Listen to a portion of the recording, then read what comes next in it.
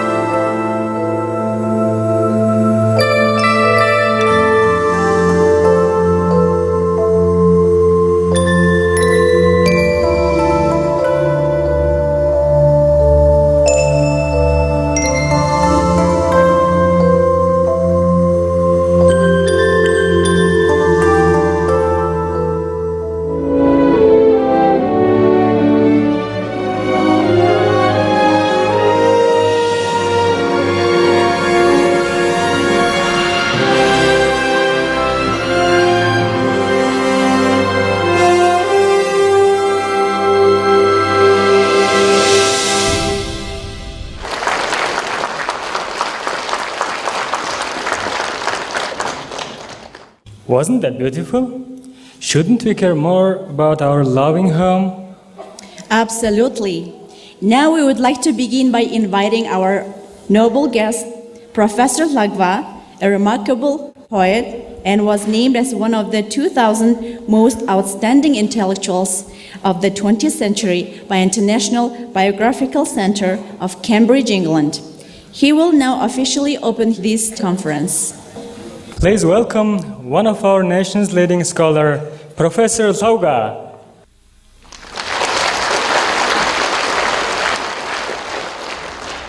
Эрхэм хүндэт ноёд хатагтай нараа. Дэлхийн дулаарлын асуудал санаа зовниж буй Монголын төр засаг олон нийтийн байгууллагын төлөөлөл, боловсрал соёл шинжлэх ухаан, батлан хамгаалахын салбарын болон үйлдвэр компани төлөөлөгч та бүхний энэ өдрийн амгалан айлтгая. Дэлхийн оюун санааны удирдагч төгсгөг ярьсан их багшчин хаян оролцоотой хийгдэж буй энэхүү олон улсын баг хурал нь дэлхийн долларын тулгымдсан асуудлаар санал бодлоо солилцох, хүн төрөлхтөнтэй дуу хоолойгоо нэгтгэх их зав шаамун бөгөөд хурлын ажиллагааг их багшийн телевизээр дэлхий дахинд шууд дамжуулан хүргэж байгаад баяртай байна. Дэлхийн доллар л түүний гамшигт үр дагавар өдгөө нэгэнт бодит зүйл болоод байна. Агаарын температур нэмэгдэж, хуурайшин цөлжих, гал түймрийн аюул байнгын чанартай болох, туйлын мэс, мөнх цэвдэг хайлах, хар салхи үер ган зут нүүрлэх болж, газар дэлхийн хямрал үзэтэл эл тод мэдрэгдэж, хүмүүний амьдрал ч өөрөө элдв савлгаа төгшөөртэй хэдийн нүүр тулж эхлээд байна. Хүмүүний харанхуй монхгийн хар балгаар газар дэлхийн маань гашуудан гундаж экосистем суйрлын ирмэгт тулж ирээд байгаа нь юутай харуулсалтай. Хүмүүний хүсэл шунлын дэв эцэстээ төрийн бодлогогч бохирлож харлаган болгоход хүрээд байна. Ганц жишээд ордъё. Монгол улсын малын тоо 42 сая төгрөг, бэлчээрийн даас хэтэрч, мал сүргийн 46%-ийг ямаа эзлэх болсон энэхүү Монголын хүн ам хүүхдийн цэцэрлэг сургууль, эмнэлэг, ойрын жилүүдэд ямаа нэмахаар амжуухад хүрээд байна. Үүний хажуугаар санал өгөгчтэй гомдоохгүй үүднээс томхон хотуудын хүн амын хэрэгцээнд борлуулж буй махны үнийг зориудаар барихад Монголын төр жилгэр 2.4 тэрбум төгрөг зарж байна. Дэлхийн уруудж буй хандлагыг давтсан гамшигын хэмжээний олон баримтыг өнөөдрийн урлаар хөндөж ярих болно. Ярихын учир нь ухаарлыг олоход оршино. Ухаарч гэмээн хандах зүг зөвтнө. Дэлхийн долларын аюулыг гэтлэн давах тухай ярих нь нэгэнд оройтсон байж болох ч ядаж түүнийг саарамгжуулахад дэлхийн улс орны төр засгаас эхлээд эргэн хүн цаашид өөрөөс хамаарах бүхнийг хийж хэрэгжүүлэх боломжийг алдах нь дэндүү хариуцлагагүй хэрэг болно гэдэгтээ та бүхэн санал нийлэх үзье. Нөхцөл байдлын уршгаар гэгэ багтайхан өнгөөр ярьж байгаадаа хүлцэлчээ. Их дэлхийг хүмүүн төрлөختөнтэй нь аврах ухаан хайрлахыг бурхан даатгаж дэлхийн долларын тулгымдсан асуудлаарх олон улсын хурлын ажиллагаа нээснийг мэдэгдэе.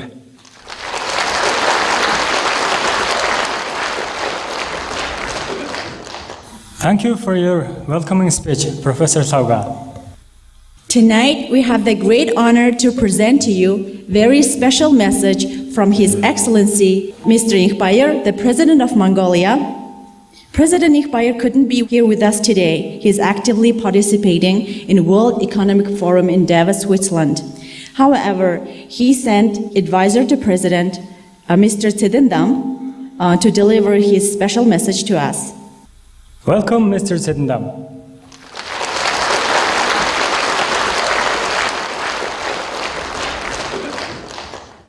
За энд хорон цугласан та бүхэнд Монгол улсын ерөнхийлөгчийн мэндчилгээг уламжилъя.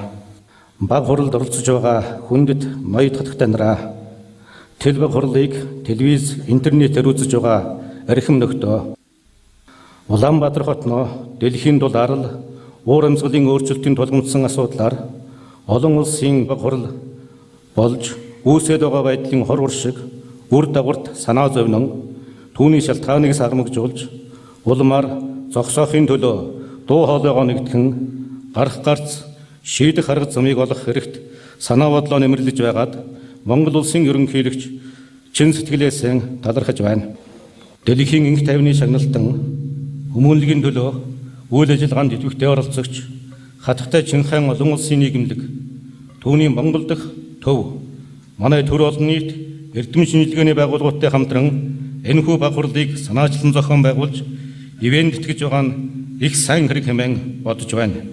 Дэлхийн дулаар түүнээс үүдэлтэй хор уршиг нь цэнхэр гаригийн бүх улс орон хүндрэлтний сэтгэлийг зовоож буй хамгийн ноцтой асуудлын нэг мөн. Үүнтэй би та бүхэнтэй санал нэг байна. Өнөөдөр дэлхийн дулаар л Монгол оронд жилэрхий нөлөөлж, цөлжил дүргэсч, булга шанд ширгэж, гол мөрний ус татарч, хурд тундас олон жилийн дунджаас ихээхэн багасж байна. Энэ бүхэн манай улсын хийгээд бусад орны эрдэмтдийн судалгаанаас бүрч тодорхой харагдаж байгаа билээ. Ийм байдлыг гэтлэн давахын төлөө хамтран тэмцэж, улс хурлууд дэлхийн олон нийт идэвхтэй үйл ажиллагаа явуулах нь нэн чухал хэмээн үзэж байна. Монгол улсын ерөнхийлөгчийн санаачилгаар уур амьсгалын өөрчлөлтийн асуудал арах зүүн хойд Азийн дээд хэмжээний уулзалтыг Улаанбаатар хотноо 2009 оны 8 дугаар сард зохион байгуулахаар бэлтгэж байгааг та бүхэнд дуулгахад таатай байна. Та бүхний зохион байгуулж байгаа энэ баг хурал их дэлхийг хайрлан хамгаалах улс түмний нийтлэг эрхэм үйлсэд нэгэн тодорхой хувь нэмэр болно гэдэгт итгэл төгс байна. Та бүхэнд амжилт хүсье. Монгол улсын ерөнхийлөгч намбарын N2 Улаанбаатар хот 2009 оны 1-р сарын 27.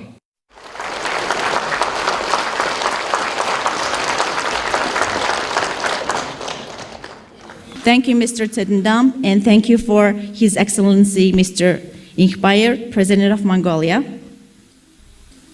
За энэ туран цугларсан та бүхэнд дэлхийн дулаарлын зэрэг хамтдаа байхын зэрэгцээ бие биендээ хүмүүний сэтгэлийн дулаарлыг хайрлахыг зурайлаа. Баярлалаа.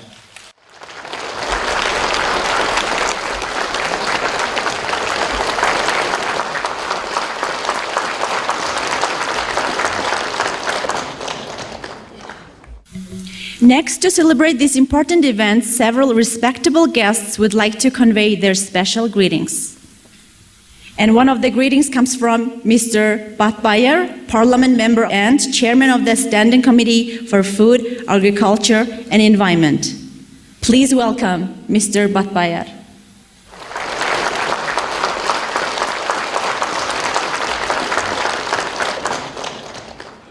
Энэ үйл ажиллагаанд хүрэлцэн ирсэн ноёд хатагтай та бүгдийн энэ өдрийн амгалан айлтгая.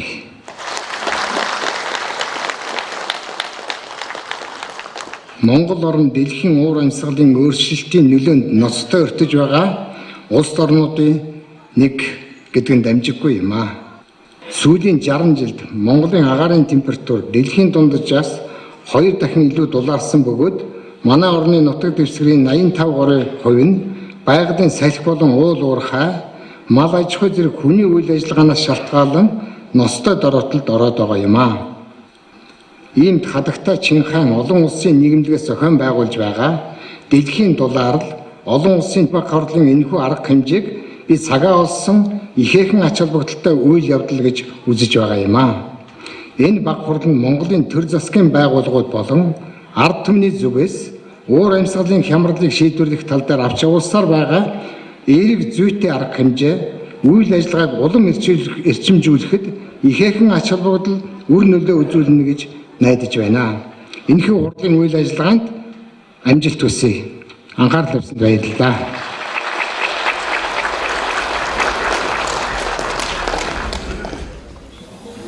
Thank you, Mr. Batbayer. Next, special greetings come from Mr. Patrick Holden, Director of the Soil Association in the United Kingdom. Let's now enjoy his taped video message. My name is Patrick Holden, and I send greetings to Mongolia and to the SOS Climate Change Conference. I wish you well, and I hope that the result of your discussions makes a big difference to reducing emissions. Climate change is a really big issue facing us all today, and I believe the role of agriculture in our food systems has been underestimated in terms of what we can do about it, because it's a fact that, depending on how you calculate it, at least 20% and possibly up to 30% of total emissions come from food, from the farming system right up to our kitchens and our plates. And in that segment of emissions, industrial farming and the manufacture of nitrogen fertilizer in particular, and the use of pesticides, probably contribute up to 50% of the emissions before the farm gate. So if we can move away from highly industrialized farming systems which are using up to 10 calories of mainly fossil fuel energy to produce each calorie of food that we eat, to living within current solar energy input, this would be our goal for the future.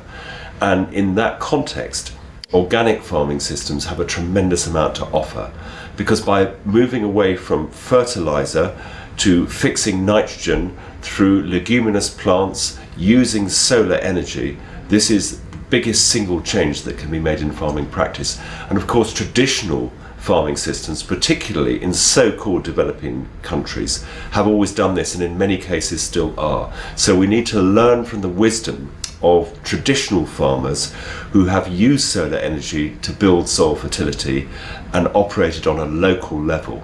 So really we are on the brink, I believe, of the end of the era of industrial farming, and the changes that we need to see over the next 10 to 15 years are probably the biggest that have been seen in agriculture since the Industrial Revolution.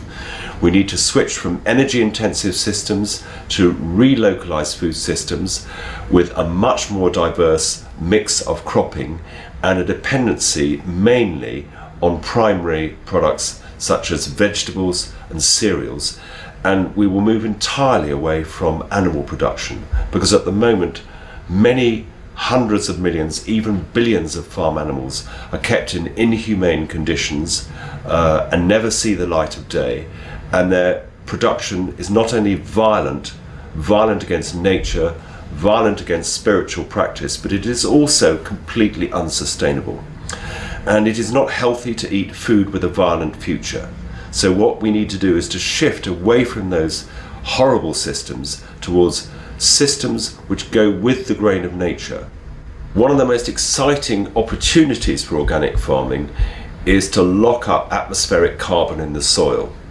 And it's a fact that the arable soils of the world have been depleted of their organic matter during the era of intensive farming. But if we were to reverse that process and rebuild soil humus and perhaps increase the organic matter content of all the soils in the world by, say, 1%, this would represent an enormous reservoir of CO2. In other words, treating soil as a carbon sink may be a big part of the solution to addressing global warming. So that farmers, when they switch to organic practices, are not only producing food of more vitality and more in harmony with nature, they're also directly addressing climate change. And there's another aspect to organic farming, which is that it is now being discovered that the use of biochar, which has been practiced actually for millennia in South America in a form of agriculture called terra preta, where you stabilize biomass by creating carbon and charcoal, and you bury that in the soil, you not only lock up the carbon, but you increase soil fertility. Now this may have tremendous application globally for the world's farming systems if we're going to rebuild fertility and lock up harmful atmospheric carbon back into the soil. The Soil Association was founded on the philosophy of the interconnectedness of the health of soil, plant, animal and man, and I believe that philosophy is all-embracing. In other words, everything is connected, and if we can all work together for a common aim, it will be possible to avert an ecological crisis on this planet in a relatively short period of time, because I believe that all over the world, millions of people not only feel a deep underlying anxiety about the violence that we've been practicing towards nature over the last century, but also hope that we can be the change, that we can make a difference, and that our individual actions count. So I wish your conference well, and it has the Soil Association's full support. We would like to thank Mr. Patrick Holden for being a part of our conference. The next greeting we would like to share with you is from Lord Peter Melchett, leading environmentalist, Policy Director of United Kingdom Soil Association. Let's enjoy his videotaped message. I'm Peter Melchett. I'm the Policy Director of the Soil Association, which is a organisation that campaigns and certifies organic food in the UK. Thank you very much for inviting me to the SOS Climate Change Conference. You're discussing incredibly important issues. Food and farming in the Western world, certainly in Europe, is responsible for about 30%, nearly a third, of an individual's climate change emissions, greenhouse gas emissions. So what we do with farming and the sort of food we eat in future really will play a huge part in deciding the future of the planet, whether we have a planet to feed us and to live on. The most important thing we have to do is stop having farming systems in developed countries, in Western Europe and North America and Japan and elsewhere, which rely on turning fossil fuels like oil and natural gas into fertilizer, which we then use to grow our crops. It takes tons and tons of diesel to feed one American for a year. A ton of nitrogen fertilizer takes huge amounts of water and oil and then releases dangerous greenhouse gas emissions. So in the Soil Association, we're working to try and get agriculture in developed countries back onto a course where we use the sun's energy to grow our crops. In many parts of the world, that is what happens now. And a great danger for the planet is that countries in the southern hemisphere, in the east, will try and follow Western agriculture and become dependent on chemical inputs and oil-based fertilizer, just as that oil gets more and more expensive and scarcer.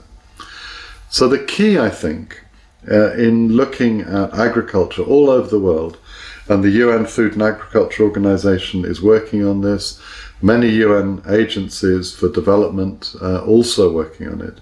We have to feed ourselves using the sun's energy that's shining on us now, not the sun's energy that created coal and oil hundreds of thousands of years ago, because that's not sustainable. And that form of agriculture can easily feed the planet, and it can feed the planet even if population grows as predicted, depending on what we eat. In my country, in the UK, people eat very large quantities of meat, and in America even more, of course. And in other European countries, Germany, very heavy meat eaters. That meat is produced from cereals, grains and pulses, crops like soya. In the UK, we use fodder peas and beans to feed animals protein to make them grow quickly. It's incredibly inefficient. We put hundreds of calories into chickens and cows to get 1 or 2 calories out for people to eat. So that's got to stop. We can't afford that sort of wasteful agriculture, nor the sort of wasteful agriculture which can leave half a crop on a farm because the carrots aren't the right shape, another problem we have in the West. And then we've released great quantities of cereals and pulses, grains for humans to eat rather than animals. So there is a way we can feed the world. We can do it using the sun's energy, using fertility put into the ground with crops that build nitrogen, and we can do it without destroying the planet. But we have to get a move on and start making these changes now. We appreciate Lord Peter Melchett for his substantive message. Up next, we have Mr. Yanagisawa, President of Japan-Mongolia Goodwill Association. Let's welcome his videotaped message. 地球環境問題で、大変な問題になっております。そして環境問題は一人一人が自分の足元からやらないとダメだと思っております。特に自然環境を大切にしなければなりません。日本モンゴル親善協会は15年計画で第一に植林ということで大草原に植林事業を始めて今年5年目を迎えました。今まで、モンゴルで、10万本近く植林をしてまいりました。厳しい草原の中で、モンゴルの友人と皆さんと植林事業を行っております。いずれにせよ環境問題に全力を挙げて頑張ってまいります。世界の温暖化問題がウランバートルで行われるという会議について成功と皆さんに対する感謝を申し上げたいと思います。自然環境問題について自然を大切にするためには一人一人が一本ずつ植林をするということを願っております。この度、モンゴルで、世界温暖化会議が行われることについて、皆さんに心から実のある会議であり、皆さんに心から感謝を申し上げます。ありがとうございました。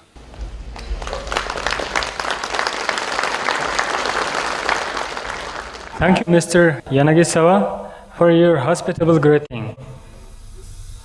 Today, there are so many prominent guests in this audience, but due to the timing, we cannot mention all of you, but we would like to mention some of those who have graced us with your presence. Ms. Javtsma, Ex-Auditor General, National Audit Office. Mr. Lunda Jantsung, a Member of Parliament. Mr. Naranghu, Member of Parliament. Mr. Cholumbat, Member of Parliament. And Mr. Tirbish Tawak, Member of Parliament. Thank you for being here today.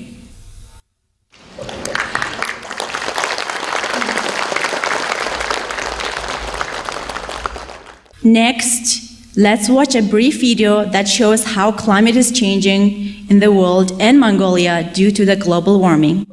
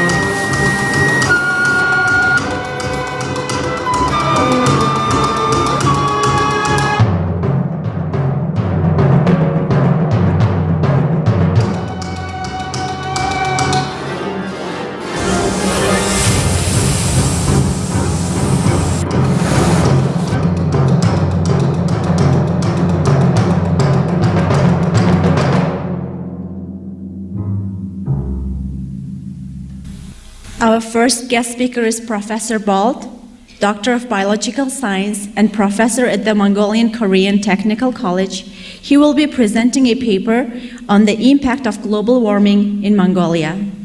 Welcome, Professor Ball.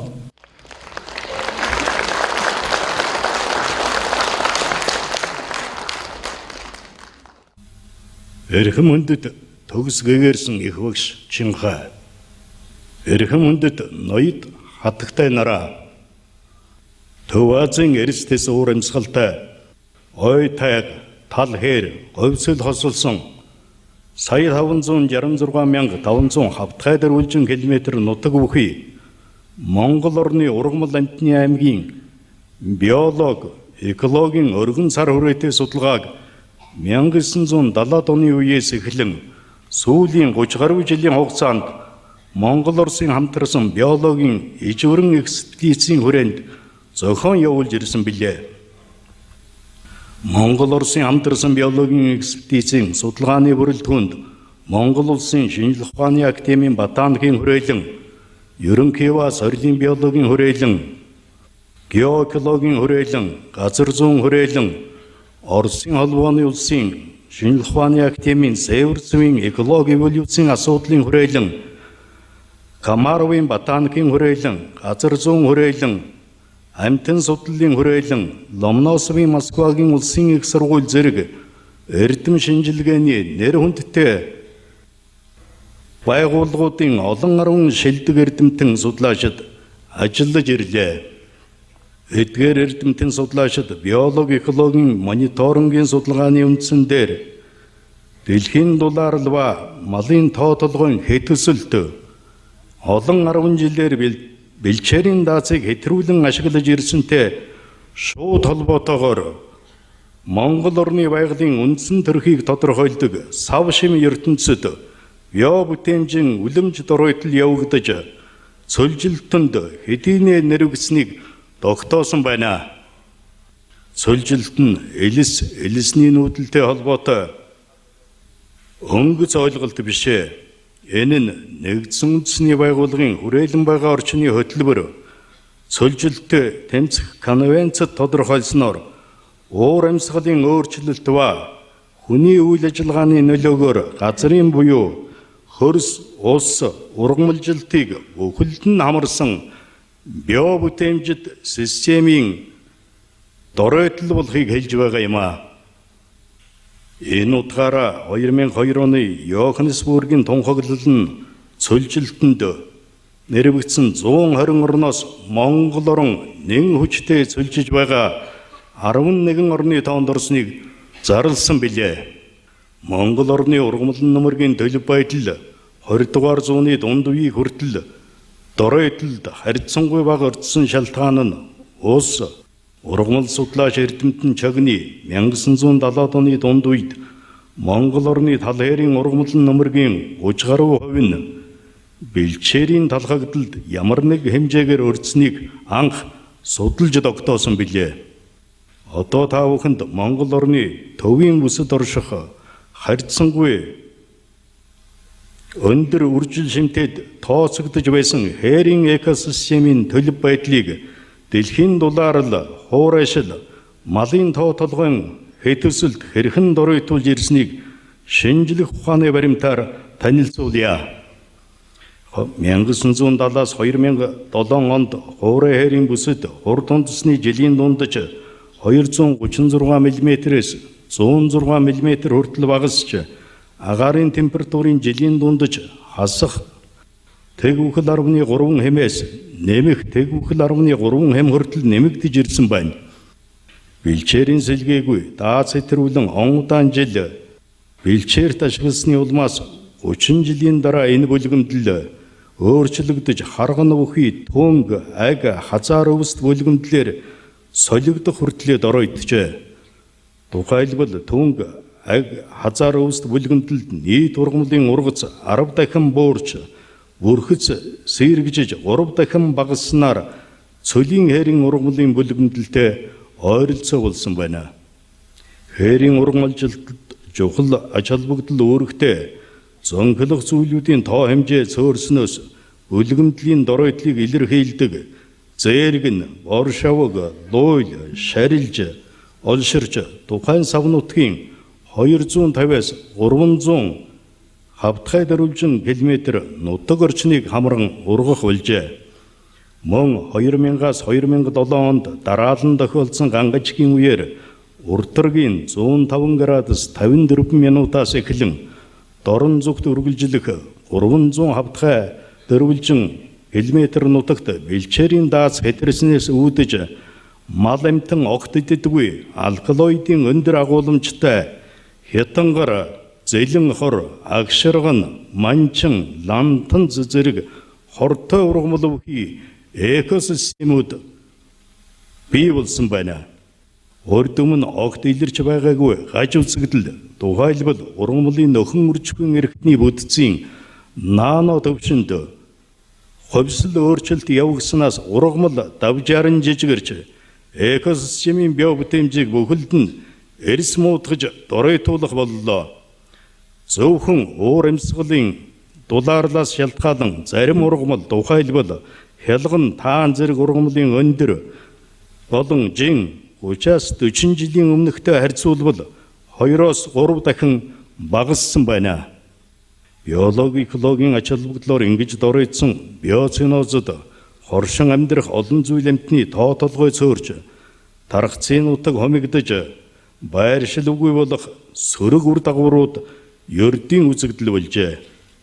Нэн ялангуяа говь цөлийн эрийн экосистемийн ургамалжилт нь малын тоо толгойн өсөлт бэлчээрийн сэлгээгүй байнгын ашиглалт зэргээс болж үлэмж хэмжээгээр талхагдалд орж хулан, цагаан зээр, хар сүлд зээр, аргал, угалз, янгирийн тархац ихээхэн багасч амьдрах байршил орчин улам бүр хомсцоор ирсэн байна.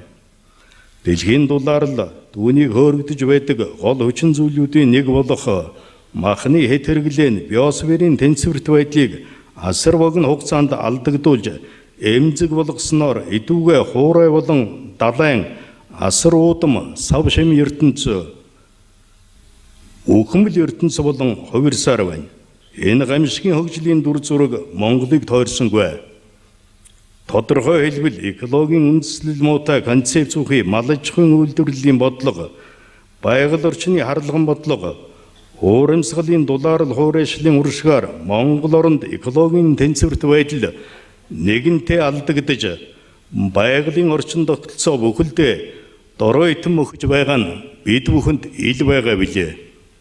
Бидний буруутай үйл ажиллагаанаас болж амьтны аймагт зарим шавжийн зүйлийн тоо толгой байгалийн зохицуулалтгүй болж хэт олширсноос тухайлбал Сибирийн хүр хорхой, өрөөсгөл хүр, Яакобсоны төөлөөр, шинэсний шилмүүс хуулагч гэсэн дөрвөн зүйлийн шавж Монгол орны он 80% гэмтэж сүйтгэд байна. Цэвэр усны нөөц хуримтлал, гол мөрний усны тэжээлийн их булаг, хөрсний хамгаалалт нэн чухал ач холбогдолтой хэнти хангай хөвсгөлийн ойн экосистемийн төлөв байдал ихээхэн доройтож тун эмзэг болоод байна. Сүүлийн 25 жилд дэлхийн дулаалал ба хуурайшлын шууд ба дам нөлөөгөөр гарсан ойн төмөрт 1.2 сая га талбайн ой устжээ. Мөн Оросын эрдэмтэн профессор Яромишкогийн удирдсан ойн судалгааны баг хэнти хангайн уулсын төмөрт устж сүйдсэн навчит ойн экосистемд байгалийн аясаар ой нөхөн сэргэх ямар ч ирээдүйгүй болсныг тогтоожээ. 1971-ээс 1997 онд 2700 орчим төмөр гарч 14 сая га талбайн биологийн төрөл зүйл өссөн байна.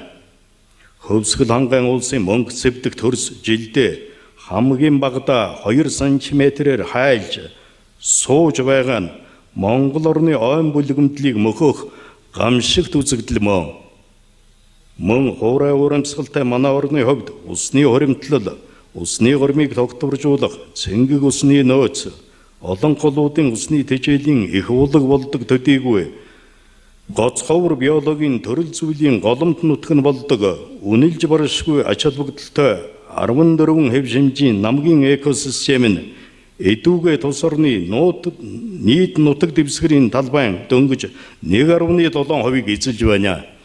Гэтэл гантай хуурай жилүүдэд эдгээр амин чухал ач холбогдолтой экосистемүүдийг малын бэлчээрт байнга ашиглаж байгаа нь намгийн экосистемүүдийг доройтол мөхөлд хүргэх хүчин зүйл болоод байна.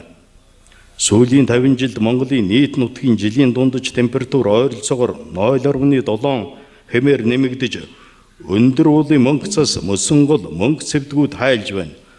Улсын хэмжээнд 5128 гол горих тэмдэглэгдснээс 852 нь дасарч шургаж ширгсэн байна.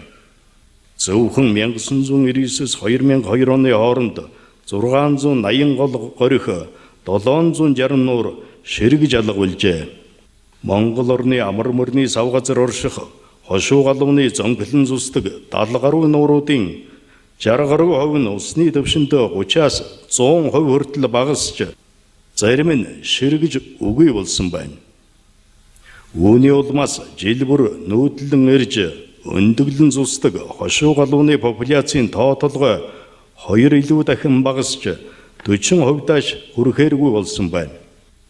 Өнөөдрийн илтгэлд газрын хэвлийн баялаг ойн болоод амтан ургамлын аймгийн баялагийг хомхойрон ашиглаж сүйтгэж байгаа сэтгэл сэрд хийлгэм гамшигын тухай мэдээллийг тусгасангүй.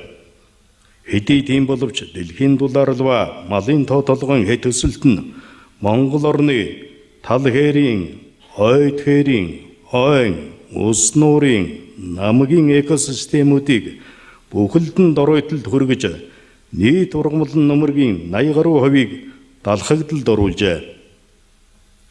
Эрхэм өндөд ноёд татгтай нараа, эрхэм өндөд зочдоо өнөөдрийн илтгэлээ суут эрдэмтэн Альберт Эйнштейний үгээр өндөрлөё. Хүмүүс ургамлан хүнс тэжээлд шилжин дэвшгээс илүүтэйгээр хүний эрүүл мэндийг тэтгэж гариг дэлхийн амьдрал үргэлжлэн орших боломжийг нэмэгдүүлэх тийм зүйл байхгүй. Анхаарал тавьсанд баярлалаа.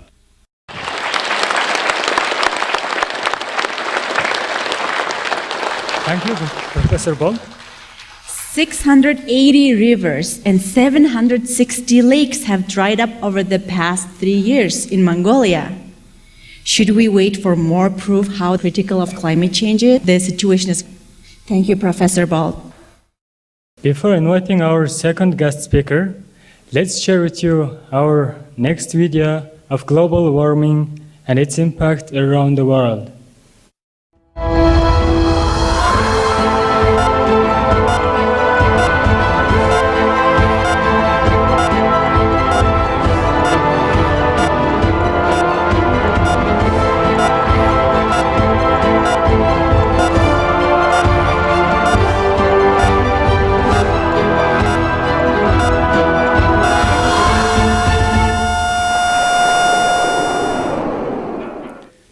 Our second guest speaker is Dr. Ikhbat, Academic Secretary of the Mongolian University of Science and Technology, Doctor of Natural Science. He will deliver a paper on the scientific evidence of the impact of global warming. Please welcome Dr. Ikhbat.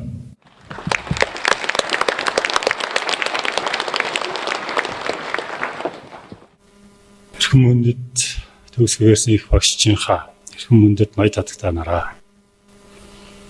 Өнөөдөр хүн төрөлхтний өмнө тулгараад байгаа хамгийн хүнд асуудал бол дэлхийн дулаалал юм. Аливаа нэг дайн эдийн засгийн хямралыг хүн ямар нэгэн хэлбэрээр даван туулж гарч чадна. Харин олон зуун мянга, олон сая жилийн туршид бүрэлдэн бий болсон байгаль экологийн тэнцвэрт байдал алдагдвал эргүүлж авах боломжгүй болох юм.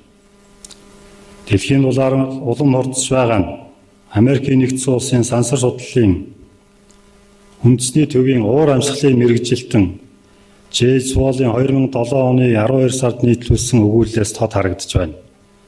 Уг өгүүлэлдээ 2012 оны зуны сүүл гэхэд хойд мөсөн далаа бараг мөсгүй болох магадaltaй гэсэн таамаглалт ишвэсэн.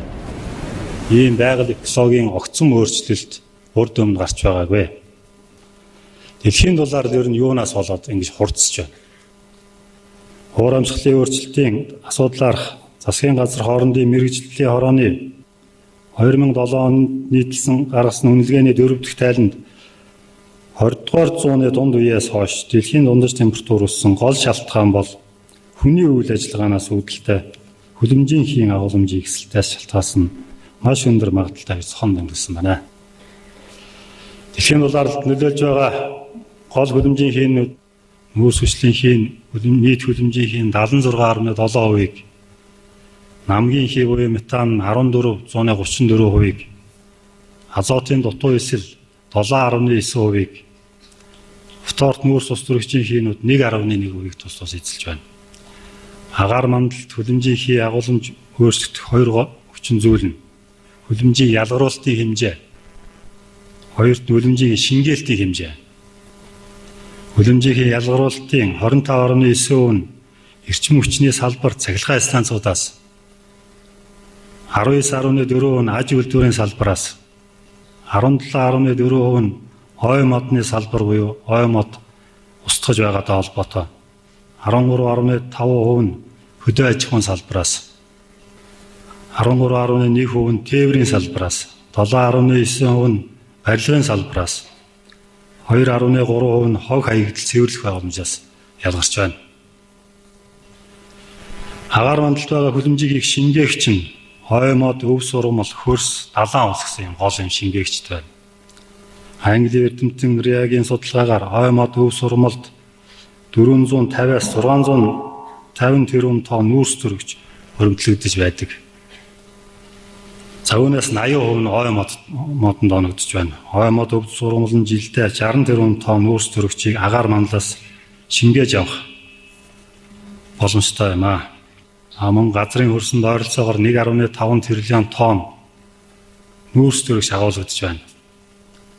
Далайн ус нь жилдээ 90 тэрбум тонн нүүрс төрөгчийг шингээж 88 тэрбум тонн нүүрс төрөгчийг ялгаруулдаг. Энэхүү зөрүү бол 2 тэрбум тонн нүүрс төрөгчийг жил бүр агаар мандалаас өөртөө шингээж байна гэсэн үг юм. Далайн усанд агуулгадж байгаа нийт нүүрс төрөгчийн хэмжээ 38 тэрлион тонн байдаг. Дэлхийн хүлэмжийн хийн ялгаралт нь аж үйлдвэрлэлтэй өмнөх үеэс хойш тогтмол өссөн ба 70-аас 2004 оны хооронд 70%-аар нэмэгдсэн байна. Үүнээс нүүрс хүчлийн хийн ялгаралт 80%.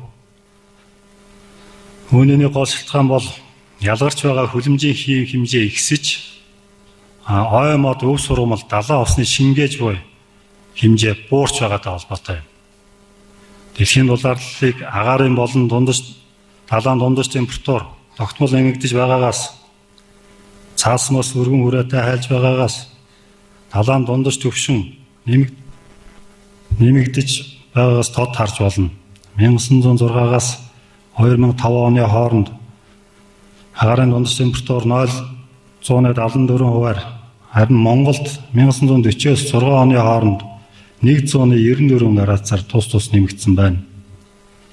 Далайн дундаж төвшин 93-аас 2003 оны хооронд жилд 3.1 мм нэмэгдэх болсон. Дэлхийн цаас мосон мөрхөлийн хэмжээ багасч 1970 оноос 78 оноос хойш хийж ихсэн сансрын судалгаагаар хойд мосон далайн мосон мөрхөлийн хэмжээ 10 жил тутамд 2.7%, зундаа 7.8% багасч байна. Шид халалт ган ачиг болох нь ихссэн ба түүн тэмдэглэгдсэн хамгийн халуун 10 он сүүлийн 14 жил тэмдэглэгдсэн байна. Хойн төмөрийн тоо хэмжээ хамрах хүрээ нэмэгдэж үүнтэй холбоотой агаарын хүлэмжийн их хэмжээгээр гарч хүлэмжийн хийг шингээгчийн хэмжээ багассаар байна. Энэ нь дэлхийн дулаалыг хурдсаж байгаа хүчин зүйлийн нэг юм. Далайн шуурга, үер усны аюул нэмэгдэж, эдийн засаг, хүний амьдралд учруулах хохирол улам бүр нэмэгдсээр. Жишээ нь 2005 онд Америк нэгдсэн улсад болсон Катрина далайн хар салхины улмаас 1836 хүн ам өргөдөж, тус улсын эдийн засагт 81.2 тэрбум Америк долларын хохирол гарсан байна. 2008 оны 1 сарын 28-нд болсон Давосын эдийн засгийн дээд хэмжээний уулзалтны нээлтэнд ноён Пачаурогийн хэлснээр дэлхийн эдийн засаг 1960-ад оны үед байгалийн гамшигаас болж 75.5 тэрбум Америк долларын тохирол амссан бол энэ тоо 90-ад оны үед 659.9 тэрбум доллар болтлоо өссөн байна. 1980-аас 2004 оны хооронд дэлхийн эдийн засагт цаг агаарын үзэгдлээс болж 1.4 тэрбум Америк долларын хохирол гарсан. Биднээс шийдвэрлэх ямар арга замууд байна? Өнөөдөр дэлхийн улс орнууд дэлхийн дулаар тулгымцсан асуудал мөн гэдгийг ойлгож, Киотогийн протоколыг дэмжин ажиллаж, өөрийн орны хүлэмжийнхийг бууруулах зорилгоор сэргээгт эрчим хүч ашиглах техник технологиг боловсронгуй болгох, эрчим хүч зам тээвэр барилгын салбарт хэмнэлттэй техник технологи нэвтрүүлэх, хой хамгаалах, ойжуулах гэх мэт ажлуудыг гүйцэтгэж байна. Эссэн хэдий ч дэлхийн дулаар улам хурдтай өрнөсөөр эргэлт буцалтгүй зэгтээ тун ойрхон ирээд байна. Бид хугацаа их алдаж байна. Дэлхийн дулаалын шаталгааныг судлаад үзэхэд хүндрэлтэнд их хэмжээний хөрөнгө оруулалт шаардахгүйгээр дэлхийн дулаалыг ойрын хугацаанд зогсоох боломж байна. Энэ нь махны хэрэглээг эрс багасгах. Махны хэд хэрэглээ дараах байдлаар дэлхийн дулаалд нөлөөлж байна. Нэгдүгээрт мах үйлдвэрлэлийн улмаас хүлэмжийн хийх шингээгчийн хэмжээ эрс буурч. Өнөөдөр дэлхийн уушиг болсон ширэнгэн хой ихэнхийг үйлдвэртсэн мал аж ахуй хөгжүүлэх зорилгоор устгаж байна. Жишээ нь Амазоны ширэнгэн хойн 70%-ийг үхрийн бэлчээр малын тэжээл болох зорилгоор устгасан. Өнөөдөр 1 минутанд 7 хөлбөмбөгийн талбайтаа тэнцэх хэмжээний хойн талбайг махны үйлдвэрлэлд зориулж байна. Дэлхийн хуурай газрын талыг өрхөж байсан ойгоос одоо дөнгөж 4-1 нь үлдсэн. Асуудал бол бид ийм байдлаар хүлэмжийнхийг бууруулагчаа устгаад зогсоогүй. Энэ модгүй болсон усцсан талбайгаас асар хэмжээний хүлэмжийн ялгаран гарч байна.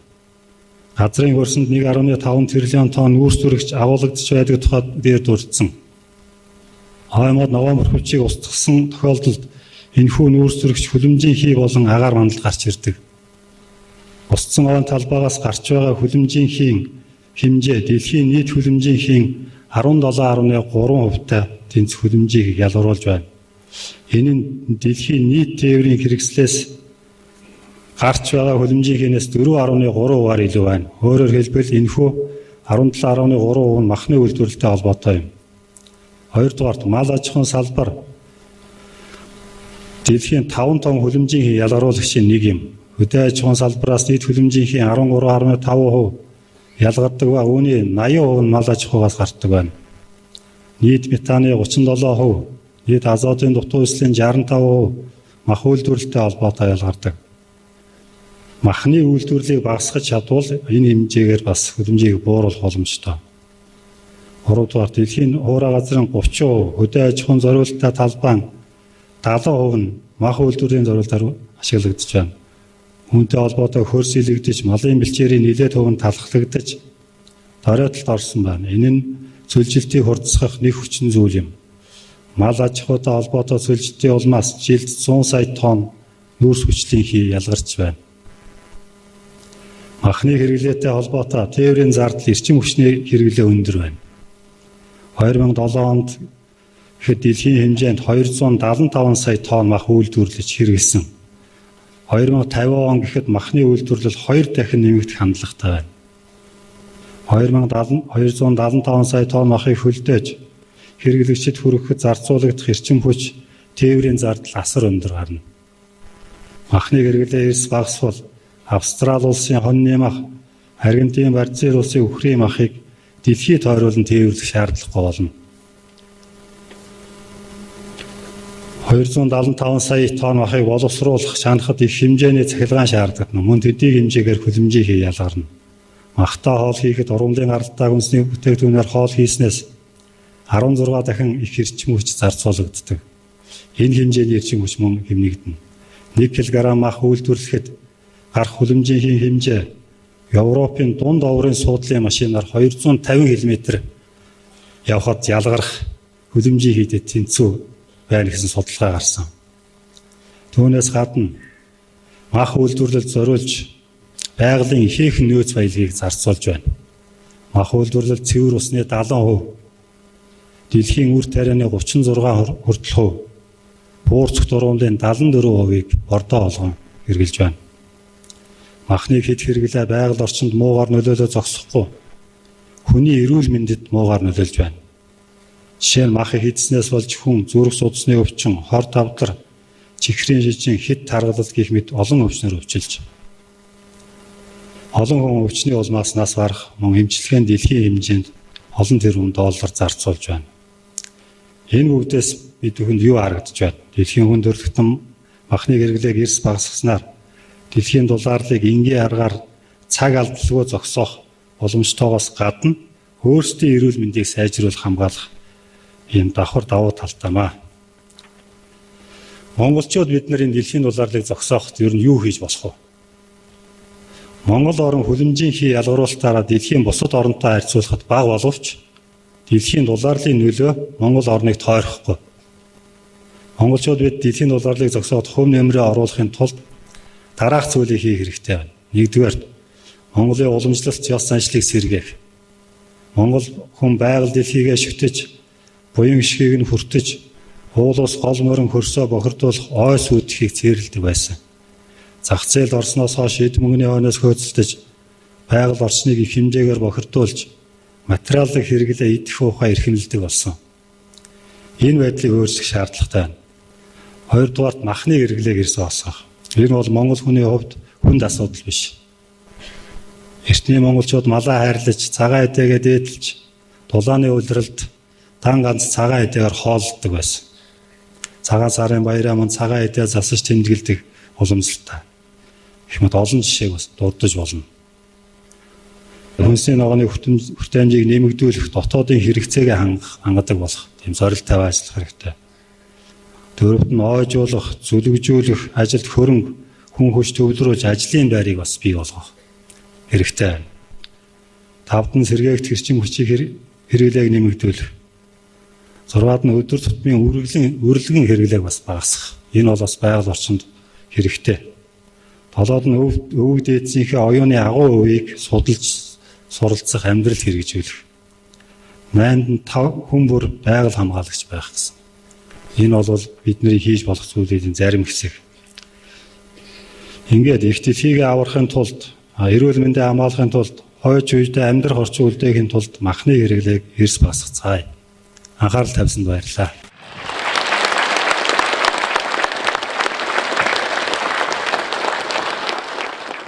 Thank you, Dr. Inkpat, for describing us the major consequences and effects of global warming. I hope everyone watching this would be heroic enough to change their diet in order to save the world. Now, let's share with you a brief video showing how world leaders are responding to the urgency of global warming.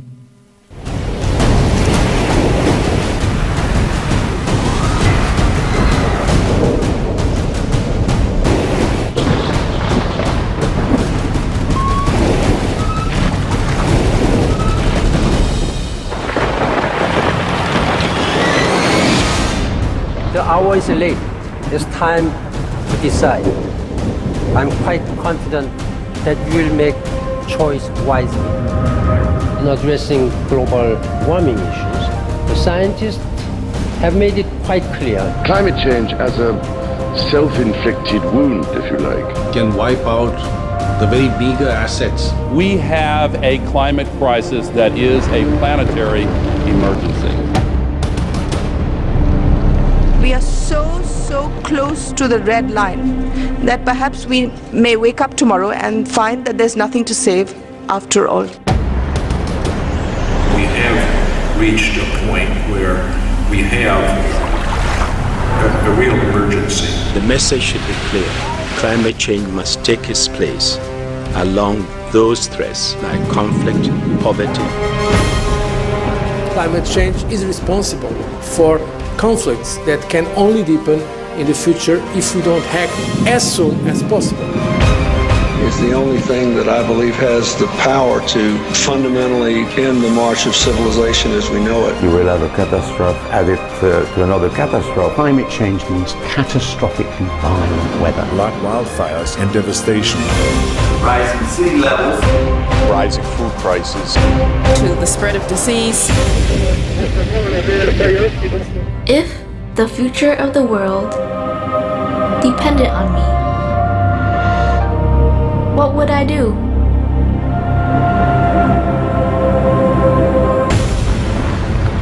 The North Polar ice cap is melting so fast. But what seems to me to be important is that some of the effects we are witnessing now are happening twice as fast as scientists were predicting just 5 years ago. A report issued earlier this year by the UN Intergovernmental Panel on Climate Change concluded both that global temperatures are rising, that this is caused largely by human activities. And if you look at the fourth assessment report of the IPCC, we've assessed several stabilization scenarios. In 2010, there could already be as many as 50 million environmentally displaced persons due to climate change, desertification, and deforestation. Experts tell us that the situation underlying the crisis is not a temporary one. And it's getting more and more difficult every day. And there's no guarantee that human civilization can survive.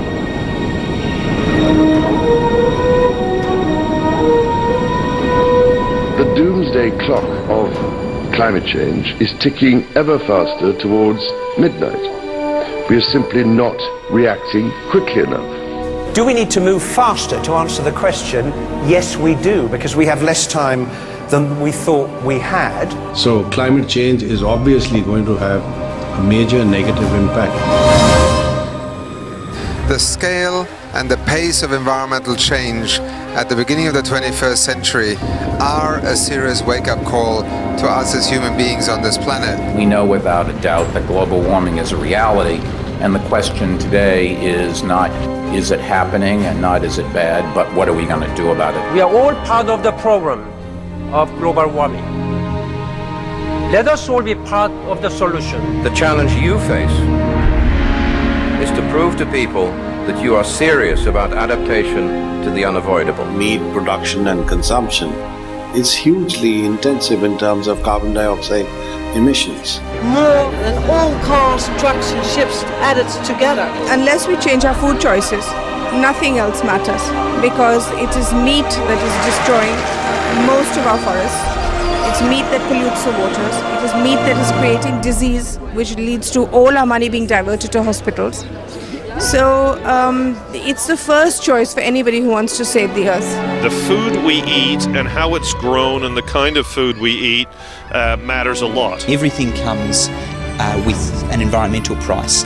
Beef production in particular. We consume far too much meat in this world. Because there's where the climate problem is, our meat consumption. Something that's harmful even for human health. 我们今天要减少二氧化碳的排放啊。我们素食的方式绝对是非常有效的一个方式。I do eat a lot of vegetarian meals. I think that's something we can all do. That's one of the easiest ways that we can make an immediate and quite substantial impact. There are some wonderful environmental benefits in terms of taking a couple of steps lower down the food chain. And the choice we face is a really simple one, actually. Just for one day or more than that, become a vegetarian. Let us approach climate change not simply as a looming future threat, but as a present opportunity to work together. The time for action is now. What can the government do to help? What can you do to help? How can we do this together? And it's about what we do from this point on and this point forward. Individuals can take action. We have to try our part. And as individuals, through the choices we make, the purchases we make. If we once understand this and take the necessary actions, then we actually have a much better situation. And if you eat less meat, you will be healthier and so would the planet. Then there's some kind of realization of individual responsibility to take care of this planet. Our generation has inherited an incredibly beautiful world, and it's really in our hands whether our children inherit the same world. That is our duty, so that our children can have a decent quality of life on this planet. We cannot be anything less than courageous and revolutionary in our approach to tackling climate change. It's a win-win situation if you eat less meat. Living in harmony with the natural world is the only way for the future. 6 billion people, one planet, one chance to get it right. Be veg, go green, and save our planet.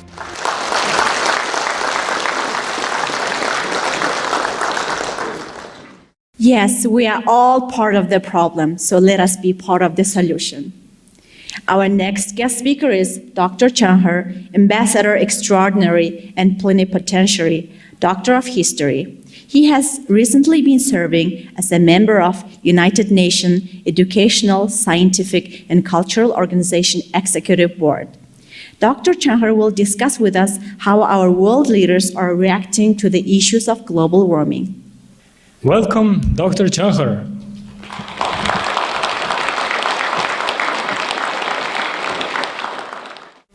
Esteemed participants of this international conference, ladies and gentlemen, distinguished Master Qinghai, I should like to thank the organizers of this international conference, namely Master Qinghai International Association, its Mongolia Center, and the supporters, the Standing Committee of Mongolian Parliament for Environment and Nature, and Ministry of Natural Environment and Tourism, Ministry of Health and Public Care, and also Mongolian University of Science and Technology.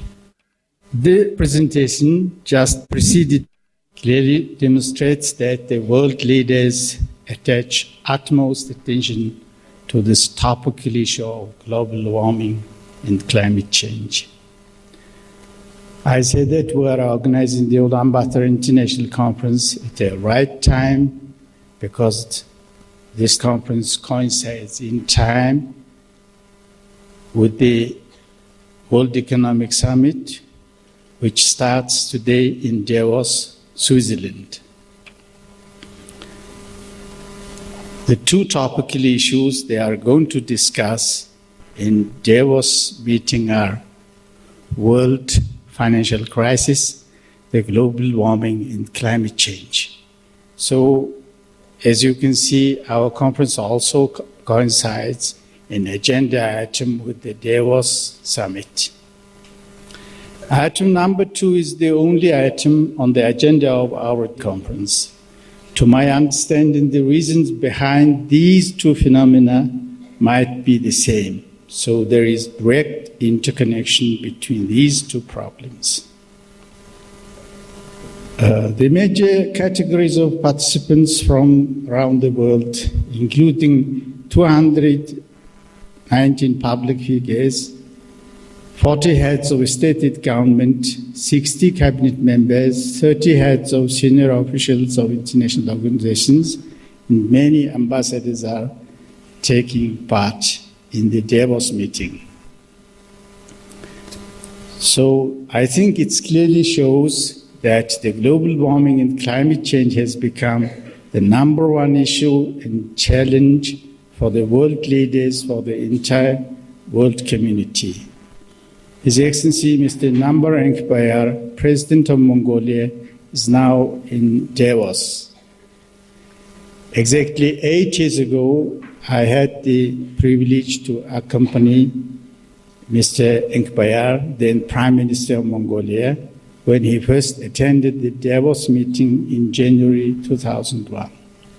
So I did observe how the world leaders pay attention to this pressing problem among other items, but it has been 8 years ago. Now the issue of global warming has become a topical agenda for all leaders. Among the VIPs of Davos Economic Summit meeting, we see His Excellency Al Gore, Nobel Peace Prize winner, distinguished former Vice President of the United States of America.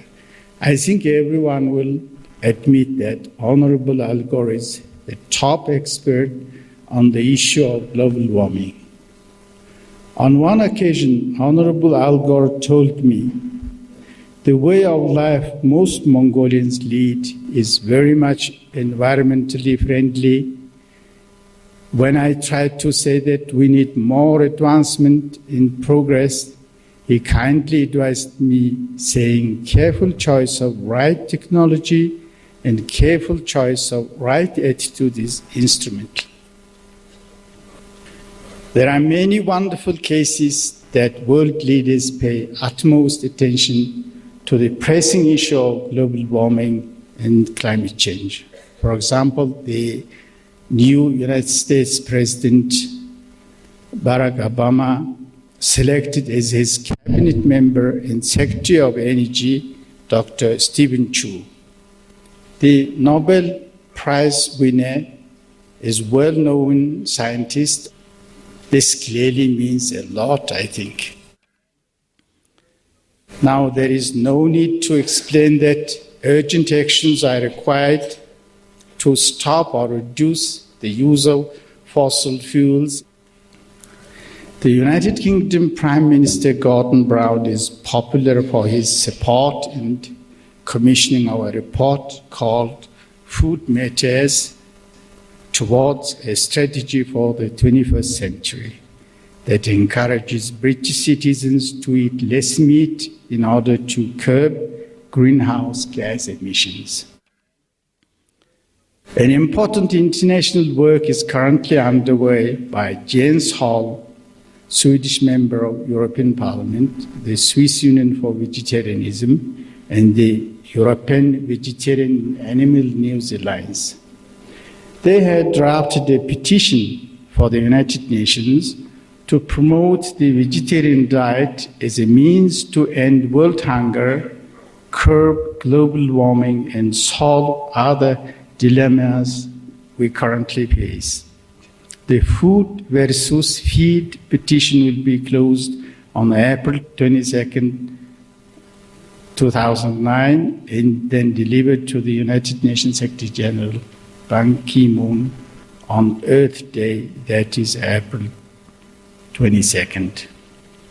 It is an appeal to the United Nations and all its agencies, as well as all citizens of the world, to consider an alternative and very powerful solution towards global starvation. The logical and compassionate plant-based diet. Right now, there is more than enough crop production in the world to feed the entire human population. However, according to the report from the United Nations Food and Agriculture Organization on September 18, 2008, rising prices have plunged an additional 75 million people below the hunger threshold, bringing the estimated number of undernourished people worldwide to 900 million. In India, Ms. Pratibha Patil is first female president of India, but also Her Excellency is a vegetarian. No doubt that such leaders will make a great difference for the sake of our world. Another great vegetarian president was Dr. Janez Drnovšek of Slovenia. He made valuable contribution to better understanding of the urgent issue, global warming and climate change, its direct connection with vegetarian diet. I am confident that other speakers who have already convinced, and some is going to convince you about the intrinsic connection of global warming and the need for a vegetarian diet. The world spiritual leaders like Dalai Lama, Roman Pope Benedict, and Supreme Master Ching Hai make the same conclusion that behind the world financial crisis, as well as behind the global warming, there is hidden the same lack of spirituality and ethical degradation, and this surely deserves attention. Around 75% of business leaders, drawn principally from the Davos Forum's members, 1,000 of the foremost companies from around the world, and more than 1,000 CEOs and chairpersons from the world's leading companies are participating in the Davos Forum this year, which I have mentioned before. If these business leaders of the world gathered together with many world political leaders, accept the above said plain truth expressed by the intellectual and spiritual leaders, then a great change will occur to better the life for millions and to save the world in many ways. I would like to remind you of a great word of Mahatma Gandhi. Be the change you want to see in the world. Yes, we need change of our thinking, perception, attitude, especially vis-à-vis global warming and climate change. I think we have to accept that the main reasons for disastrous global warming and climate change are the human activities spoiling the nature and environment. In this respect, in referring the agenda of our conference, we do appreciate the tremendous work carried out worldwide by the sponsor of this Ulaanbaatar conference, namely the Supreme Master Qinghai International Association. This international NGO has made a big difference to drawing the attention of the world public on the urgent issue of global warming and climate change. I have in mind many other international conferences of this kind.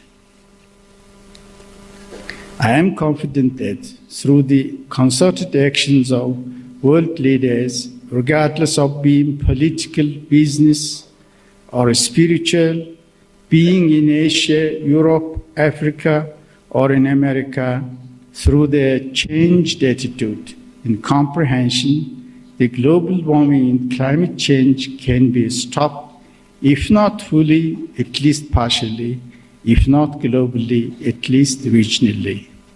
We badly need your support and understanding. We badly need your participation. I thank you very much.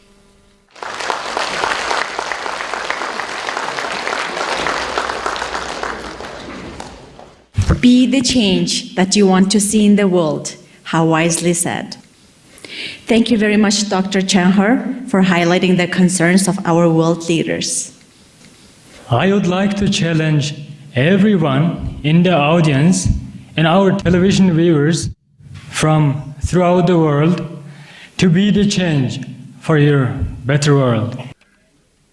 Next, we have a short video regarding our final presentation.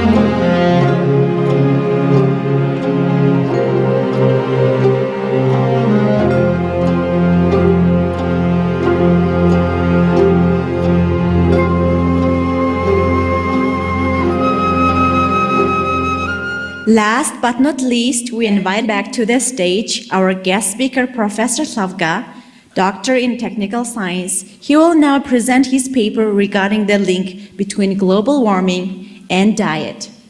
Please welcome Professor Sauga.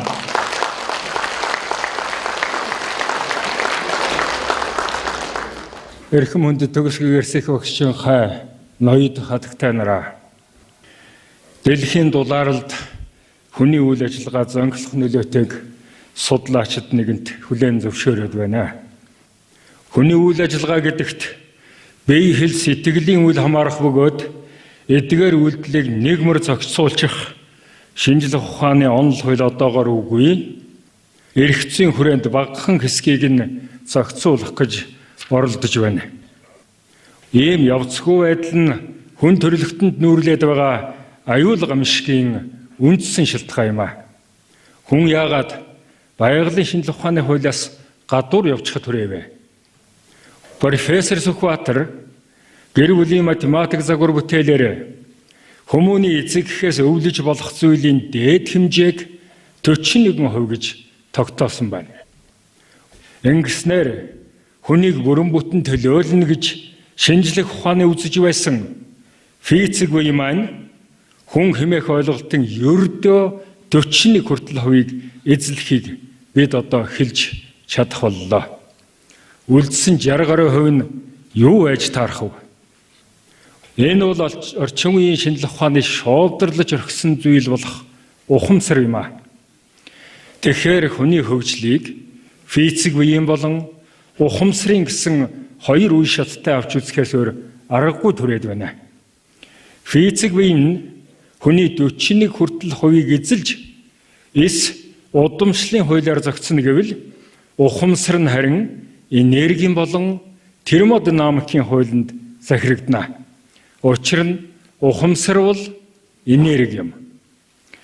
Хүн өөрийн 60 гаруй хувь болох ухамсар бий буюу энерги биеийг олж авснаар одоо л арай нэг захирагдах хуультай болж байгаа юм а.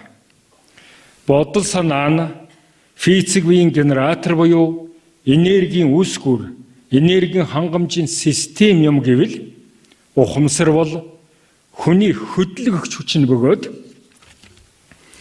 оргүй хоосноос бий болохгүй, устж үгүй болохгүй мөнх зөвхөн нэг хэлбэрээс нөгөөд хоёр шилжинэ гэсэн термодинамикийн нэгдүгээр хуулинд захирагдах хүмүүний цөм энергийн тухай ойлголт болж таарч байна.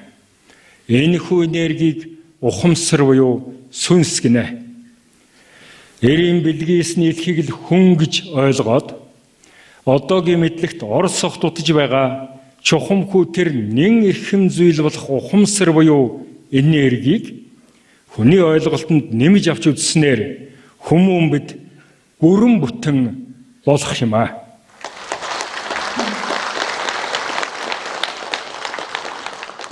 Ингээд хүмүүн танд өнөөдрөөс эхлэн бүрэн бүтэн болсны чинь төлөө өөрөөр хэлбэл зөв явах зам мөртэй болсны чинь төлөө баяр хүргэе.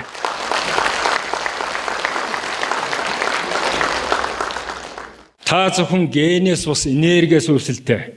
Таны 60 гаруй хувийг энергизлэх тул та устж үгүй болохгүй мөнх.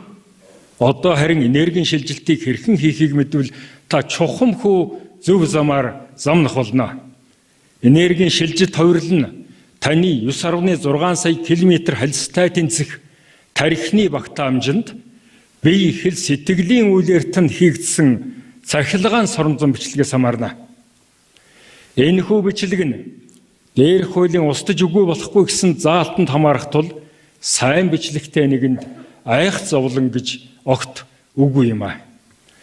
Харин муухан бичлэг хийсэн нэгэн үүнийгээ инэрл нэгүсэл, өглөг буян, сайн үйл, бусдад үйлчлэх, эс хүсэх, эс шунах гэгчлэн эергүй энерги буюу эергүй мэдээлэлээр саармагжуулахаас нааш үхэж хэрхэвч болохгүй.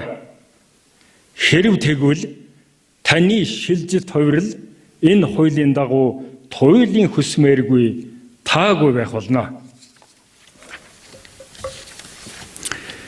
Түрүү үеийн монголчуудаас хүний хөгжлийн шинжлэх ухаанч мэдлэгт оруулсан бодиттой хөв нэмэр бол ухамсар амтан дуусч доройтохын учрыг олж улмаар бодит хоолноос ухамсартайгаар татгалзсан явдал юм. Ингэж чадсанараа түрүү үеийн монголчууд оюун ухаан, эрүүл мэнд, тэсвэр дэвчээр туулах чадварын аль ч үзүүлэлтээр хүн төрлөختнөөс илд давуу байсныг төвх хэлдэг юм а. 13 дугаар зууны өвгдээдсээ бид ухамсар болон физик үеийн төвшөнд 100% хүн гэж үзэхүйц хүний дүрээр тодруулаад тэдний физик үеийн хөгжлийн зарим үзүүлэлттэй өөрсдийгөө харьцуулаад үзэж болох юм. 13 дугаар зуунд Монголд айлчилсан Италийн Карпини, Францын өрөөх нарын тэмдэглэж үлдээснээр тэр үеийн монголчуудын хоолны хэмжээ болон хооллох дэг нь 10 хүнд гэхэд дөнгөж 2 хүнд мөчиг дачиг хүрэхээр юм өгнө гэснээс үзвэл монголчууд тэр үедээ Европынхноос 4-5 дахин бага хооллож байжээ. Монголчуудын өвлийн улирлын хоолыг өвөлд 10-ыг няцалж нухаад устай буцалгаж идэхээр бас шууд залгихаар болгоод өглөөд 1-2 аяг уугаад өдөржин хоосон явснаа оройн жаахан мах идэж шүл уунаа гэж Карпини бичсэн байна. Бидний зөвхөн шил хоолог нь өглөө бол ямар нэгэн унд юм уу чимэх амуу өгнө гэснээс үзвэл өвөлд 1-2 аяг ундуудаг, оройд ганц аяг махан хоол зоглдог байжээ.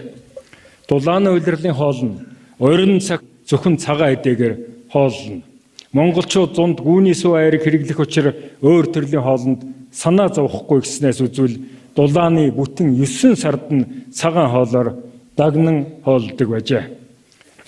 За би илтгэлийг товчлъя. Орчин үеийн судалгаагаар монголчууд тэр үеийн монголчуудыг бүрэн цагаан хоолтонгууд гэж нэрлэх ёстой юм. Орчин үеийн судалгаагаар цагаан хоолтон тэсвэрээр махан хоолтноос 2 дахин хүчээ сэргээх чадвараараа 5 дахин илүү байдаг гэсэн орчин үеийн судалгаа тэр үеийн монголчуудын эрч хүч туулах чадвар оюуны чадвархан үзүүлэлтээ бүрэн тохирч байгаамаа. Харамсалтай нь эртний монголчуудын шинжлэх ухаанч энэхүү мэдлэг уламжлал эдүүгээ бүрэн алдагдаж дэлхийн онол жишгийг дагахад хүрээд удаж байна. Дэлхийн жишг хандлага чинь юу вэ?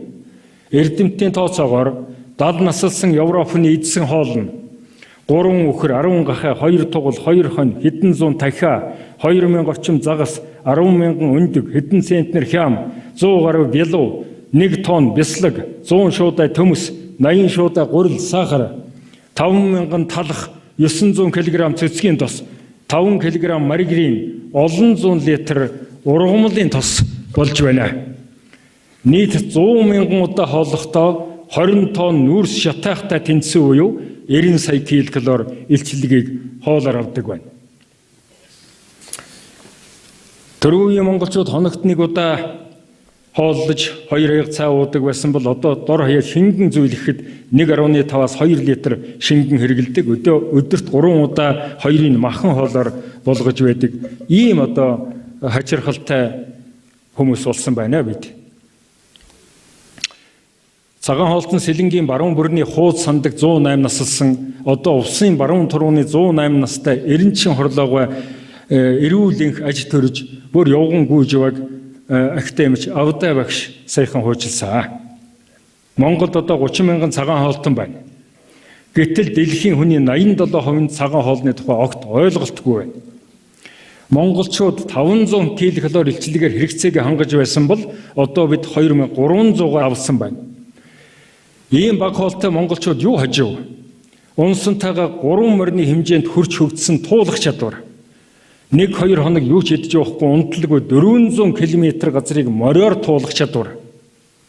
60 настай дэ цэргийн алба хааж улс дамжин довтлох чадвах. 25 км зайд мал амьтныг ялгаж таних нүдний хараа гэх мэт эрүүл мэндийн болон хүч чадал оюун санааны бүх үзүүлэлтээр дэлхийн хэмжээнд байгаагүй рекорд үзүүлэлтийг тогтоосон байсан байна. Одоо юу болов бид? Эрүүл мэндийн доройтол. Эрүүл мэндгүй бол өнөөдөр цан сайхны тухай ярих боломжгүй. Ганцхан жишээ гэхэд дэлхийн эмний үйлдвэрлэл 2008 онд 745 тэрбум ам доллар хүрч өсөлт нь жилд 6-аас 7% болсон байна. Бид эм борлуулагчд болсон байна. Тэр үеийн монголчууд хүнээс ялгардаг дулааныг 5 дахин багасгасан. Хүнээс ялгардаг нүүрс хүчлийн хийг 5 дахин багасгсан ийм байдлаар нь аваад үзэх юм бол өнөөдрийн хүн бол наандаж 3.6 тэрлион килокалори илчлэгээр дэлхийн дулааныг өдөр бүр нэмэгдүүлж байгаа нь 7.2 сая тонн нүүрс өдөр бүр шатаасантай тэнцэх ийм одоо дулааныг ялгаруулж байна гэсэн үг.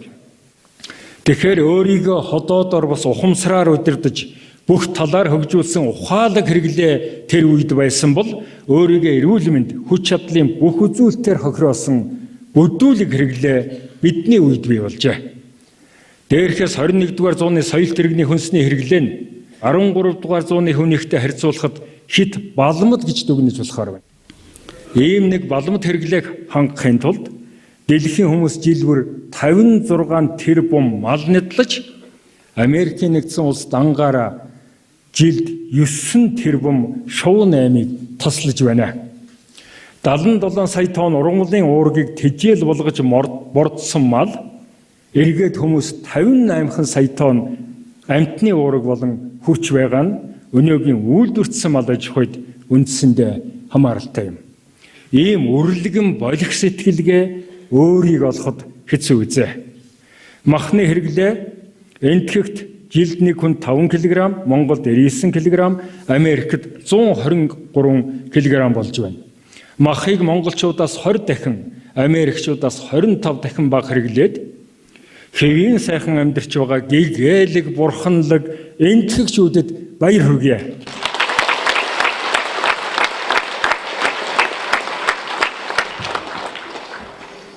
За орчин үеийн судалгаанаас яхан танилцуулъя. Дээрх шалтгаанаар цагаан хоолтон зүрхний өвчнөөр өвчлөх нь махан хоолтноос 90-97% бага, хавдраар өвчлөх нь цөөн. Судалгаанд хамрагдсан махан хоолтой 25 үндэстнээс 19-т нь хавдрын өвчлөл байсан бол мах хэрэгэлдэггүй буюу бага хэрэгэлдэг 35 үндэстний дотор хавдрын өвчин өрнөлттэй нэг ч тохиолдол байгаагүй гэсэн судалгааны дүгнэлтүүд эртний монголчуудын хоолд бодит байдалтай таарч байна. Та өөрийгөө аврыг, их дэлхийг авръя гэвэл өөрийнхөө удирдлага болгосон буруу программыг өөрчлөө.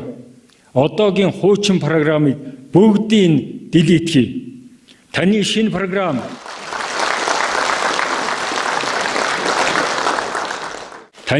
програм таныг аврах програм бол нэг хоолоо 2-оос 2 дахин багасгаа. Айл болох цагаан хоол зоогл. Ингээ та Чингис хааны шиг хүч чадлыг, оюун ухааныг олох болно. Яагаад? Шинжлэх ухааны шинэ нээлтүүдээс танд сонирдуулъя.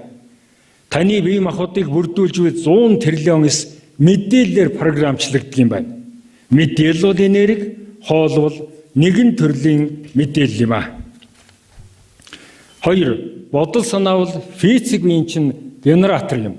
Төвнийг ямагт эергүй бодлоор цэнэглэж ажиллуулж сураа. Хоол хүнсний химийн энергийг биологийн энерги болгох гэж идэж уусан бүхнийхээ төлөө 5-6 цаг дэмий зарж мах одоо тарчлаан зовоох хэрэггүй. Учир нь биологийн энерги бий болгох гэж шаардлагатай хэдхэн электрон протоныг та сэтгэлээсээ ч суглаад авчихж дөнгөнө. Мөн агаараас, салхинаас, нарны энерги, усны урсгалаас ч авч чадна. Гэвч эдгээр нь эцсийн дүндээ таны бодлоор л цогцогдож байдаг юм а. Хүн та өөрийн 60% эзлэх ухамсар буюу энерги бие өө дата. Ингэж л та хөгжин агуу болно. Хөгжлийн өөр арга гэж байхгүй.